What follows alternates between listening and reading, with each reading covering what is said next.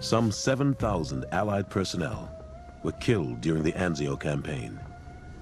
36,000 more were wounded or missing, and another 44,000 were classified as non-battle casualties, victims of frostbite and trench foot, shell shock, and madness.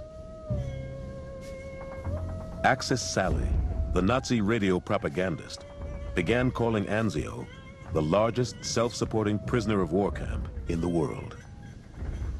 And German aircraft littered the beach with leaflets urging Allied soldiers to surrender. The beachhead, they said, has become a death's head. On the front line with the 3rd Infantry Division, Babe Ciarlo saw all of it, took part in some of it, but never said a word about any of it in his letters home. March 27, 1944. I just got through with Chow. We're having beautiful weather here, and I hope it's the same way there. So you could take the babies out every afternoon. He never mentioned a word about what he was doing and where he was. You couldn't say much about where you were anyway, but it was always the upside. I could only write a few lines right now because I'm going to Chow and I don't have time.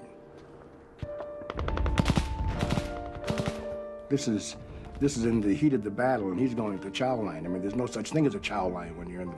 But you don't realize this at the time until years later. You get a little smart and you go, geez, you know, how could he be going to a Chow line when you're in the middle of a battle or you're in a foxhole or someplace?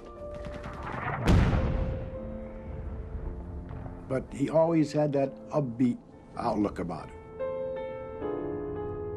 April 14, 1944. I am in the very best of health, and I hope to hear the same from all of you always. Well, things here are moving pretty smooth, and the only thing I do is eat and sleep. And if I keep it up much longer, I'll be like a barrel. Well, take care of yourselves and keep those stoves roaring, because I'll be doing a lot of eating when I get home. By the end of April, the Allied command was determined to break the stalemate and resume its drive toward Rome. Babe's division had finally been pulled back to rest and to get ready for the big battle to come. April 30th, 1944. Dear Mom and family, this afternoon, I might go swimming in the Tyrrhenian Sea. The salt water will do me good.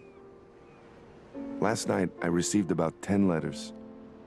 I'm glad to hear that the house was filled with flowers for Mother's Day, and that you all got a gift for Mom.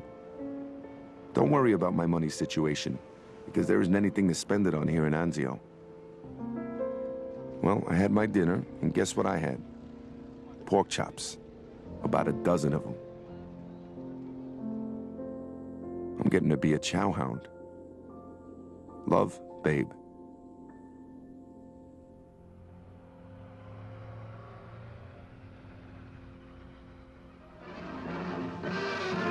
The Allies are stalled at Anzio, but patrol clashes are frequent. Here's a German outpost. You see probably on the newsreel, or you read about it in the paper about different battles. But you don't actually put Babe in that position, because he's always telling you how everything is fine. Everything is no problem. At one point, as a matter of fact, my mother had my aunt write a letter in Italian that she had sent to Babe. When you get to Rome, when you get to Italy, we have relatives over there. When you get there, show them these letters and they'll treat you well and everything else, you know? And at the time, you think, well, yeah, he's going to go to Italy, he's going to go to Rome, and he's going to see his relatives. You imagine that? It's so unreal.